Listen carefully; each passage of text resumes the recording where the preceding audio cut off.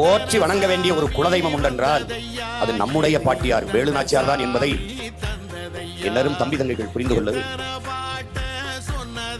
250 ஆண்டுகளுக்கு முன்பு கணவனை இழந்த ஒரு கைம்பெண் எப்படி நடத்தப்பட்டிருப்பார், எப்படிப்பட்ட சூழல் இருந்திருக்கும்.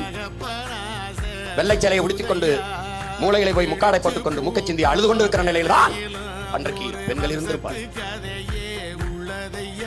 நம்முடைய பாட்டன் பாரதி வந்து பெண்ணிய உரிமைக்கு பாட தொடங்குவதற்கு முன் இங்கே இவர்கள் சொல்லுகிறார்கள், ஐயா ஈவேரா வந்துதான் பெண்ணிய உரிமையை பேசினார், பெண்களுக்கான விடுதலையை பெற்றுத் தந்தார் என்றெல்லாம் பேசுகிறார்கள், பதிவு செய்து வைக்கிறார். ஆனால் அதற்கு 250 ஆண்டுகளுக்கு முன்பே நம்முடைய பாட்டியார் 7 மொழிகளை கற்று, தமிழ் தவிர 7 மொழி, அதிலே புலமையை பெற்று வாழ்வீச்சு, வில்லம்பு, சிலம்பம், குதிரையேற்றம், யானை எல்லா போர் பயிற்சியும் பெற்று ஒரு வீரமிக்க பெண்மகளாக திகழ்ந்திருக்கிறார் என்றால்